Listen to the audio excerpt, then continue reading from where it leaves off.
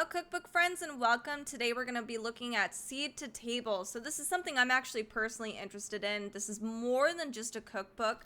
So it's actually more of a growing book. So it talks about, very specifically, like how to grow your own produce.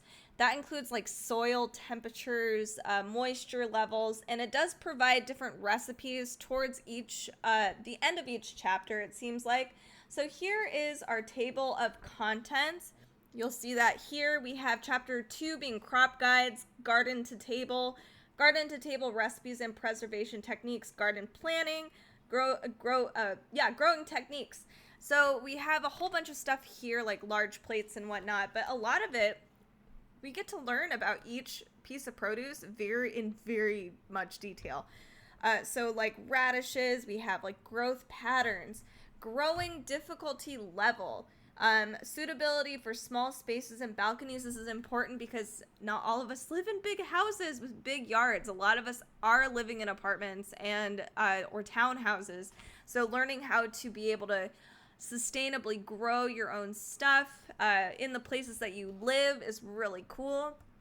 So here we have, it looks like different lettuce varieties, which is very interesting. Broccoli. I just love what they've done here. So if you are interested in learning how to grow your own vegetables, this is really cool. This is something I've been slowly working towards. I bet you this book is going to be a godsend. So not only do we dive into each individual piece of produce, there's a whole bunch here. There's even an herb section. So if you're just interested in learning about how to grow your own herbs, which I also get, we do have different techniques on how to preserve. So I know for me, we've got a ton of tomatoes coming this year. So learning how to make sure I don't waste anything is going to be really cool. So this says here we have different libations you can use. So this is like a Paloma Picante. We have included different simple syrups as well. Things you can do with each of these dishes. Here's some notes at the bottom. Beautiful photography also. Very elegant, stunning. So clearly this is not a cocktail. This is toast. So we even have QR codes trickled throughout the cookbook, which is very helpful if you're more of a visual person. So you can get your step-by-step guides. Beautiful, stunning tomato tart. So I'm not sure, where did the preservation portion go? Okay, so here we have our drinks. I'm going back a little bit, sorry. Then we have snacks and dips, so ways of actually eating. And then it looks like we have our main courses. So this is a spring pesto pea and pistachio. I just had pesto. We have larger dishes. And then we move forward to even more dishes. Beautiful. And then condiments.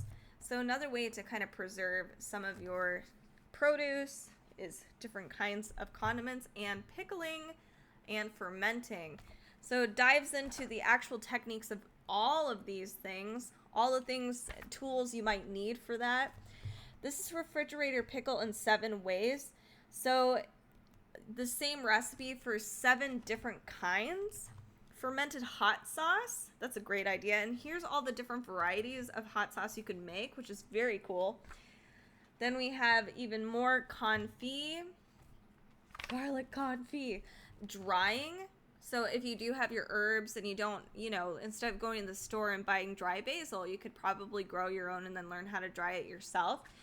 So as you can see, it's a really helpful cookbook, and it helps you, use your vegetables and your produce and give it more longevity so you can go, you can use it for the whole year versus like in fall time. Usually I'm panicking and trying to eat all of my vegetable stuff, and that's not the best way to go about it. So you can even freeze stuff, which is cool. I didn't actually know about that. It sounds silly to say that, but it's true. So lots of cool stuff here about, I was talking about the different soils, the hardiness, different climates. So we all live in different places, what things are actually going to be useful. You can even learn how to forage. Be careful though. I'm not a professional, and you might not be either. So just be really careful when you're out there. growing techniques. So we're already only like a little past 50%, so there's a lot more going on in this book. Not your average cookbook that we usually do throughout or on this channel, but I wanted to show it to you because I know for me, I want to learn how to grow my own food. I think it's actually really important. It's like one of those human skills that a lot of us have just forgotten. We all used to be able to just know how to do these things, and now we don't. So I like learning about this. It's seed to table. I hope that we all can learn how to do more of this and be more sustainable, and we can all learn how to grow our own foods. So this is a really cool, awesome cookbook slash gardening book slash self-sustaining kind of book.